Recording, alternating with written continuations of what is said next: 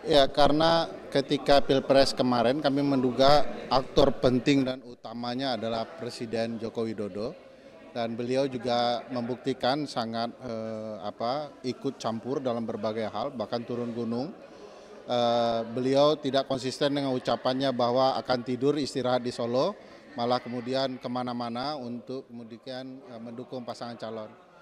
Eh, Modusnya sudah kami baca jauh hari sebelum pilkada, misalnya dengan pembubaran KASN, motifnya apa? Karena KASN itu sangat menentukan di dalam berbagai proses pemilihan, terutama untuk memastikan netralitas ASN, dan pelakunya dalam pembubaran itu adalah Presiden Joko Widodo. Itu titik mula kita mencurigai bahwa ini akan motifnya akan sama dengan menggunakan kekuasaan.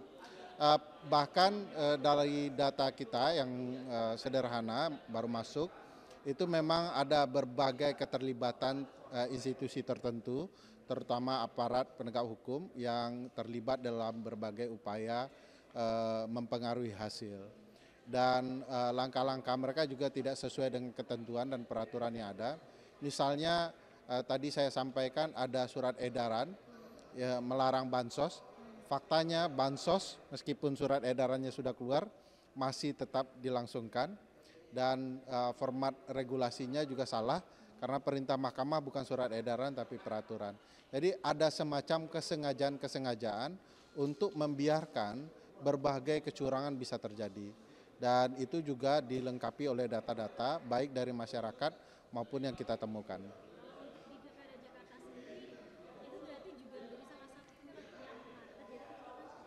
Ya, penjabat gubernur yang baru yang ditunjuk oleh Presiden Joko Widodo melakukan satu kebijakan yang cukup penting, signifikan, yaitu mengganti 12 camat di kota Jakarta.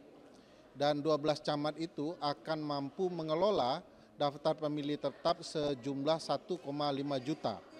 Padahal menurut peraturan pergantian pejabat seperti camat dilarang 6 bulan sebelum hari H dan setelah 6 bulan setelah hari H. Berarti ada pelanggaran hukum yang diabaikan, dibiarkan, dan dianggap sebagai modus untuk kecurangan bisa dilakukan. Mas, ini tadi kan juga sempat disampaikan salah satunya ada terkait dengan adanya parcok.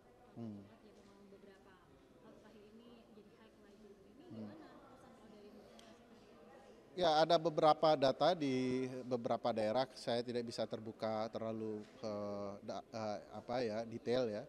Data itu menyebutkan bahwa peran institusi kepolisian sangat menentukan, bahkan mereka melabrak beberapa peraturan yang mestinya tidak mereka lakukan. Misalnya menentukan daerah yang bisa dikatakan genting di masa pilkada, indeks kerawanan pemilu versi Polda Banten misalnya, atau versi kepolisian lain, itu sebagai alat pembenaran agar polisi bisa turun di wilayah-wilayah tertentu yang diduga dilakukan kecurangan. Nah, ini memang butuh banyak tenaga ya. Kepentingan pembuat kebijakan juga sangat penting, baik DPR maupun kepolisian sendiri. Kapolri sendiri juga harus tegas kalau tidak ingin dituding sebagai salah satu pelaku kecurangan itu. DPR juga harus melakukan evaluasi, melakukan pemanggilan, ya, bisa melakukan interpelasi bahkan untuk menyelidiki apakah tanya jawab ya, apakah memang telah terjadi pelanggaran-pelanggaran hukum tertentu yang dilakukan oleh aparat atau pihak-pihak tertentu.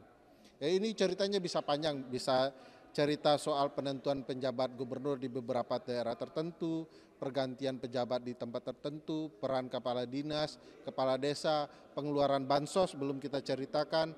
Misalnya di daerah tertentu yang ada kebun sawitnya, itu akan keluar dana bantuan plasma yang merupakan hak petani tetapi dikucurkan menjelang hari H.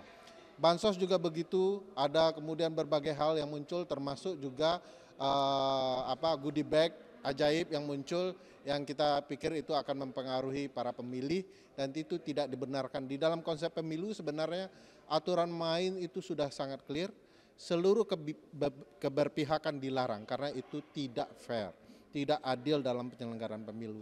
Dan setiap yang tidak adil potensi kecurangannya besar.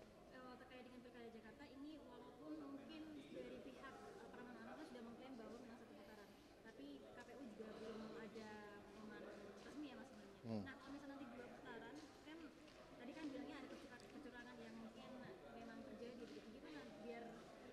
Ya, tentu pihak yang menang wajib waspada ya, karena kekuasaan yang ada di pihak lainnya akan cenderung bisa digunakan.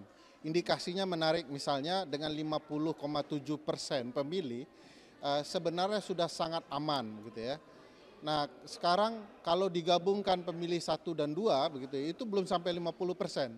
Tapi begitu dinyatakan ingin 2 putaran, semua pendukung kecurangan gembira begitu ya. Padahal itu kan angkanya kalau normalnya dihitung juga akan kalah di putaran 2. Tapi kenapa pelaku kecurangan gembira? Karena potensi untuk melakukan kesempatan kedua memenangkan pertarungan akan muncul, penempatan kekuasaan alat aparatur juga akan mungkin besar. Bahkan bukan tidak mungkin ini akan menjadi fokus mereka untuk menggagalkan kemenangan kelompok tertentu di Jakarta, karena mereka punya fokus yang jauh lebih besar dibandingkan ketika Pilkada 545 sedang dilangsungkan, karena konsentrasi akan berbeda. Sekarang akan fokus ke Jakarta dan akan menumbangkan Jakarta, dan bagi saya itu sangat jahat ya.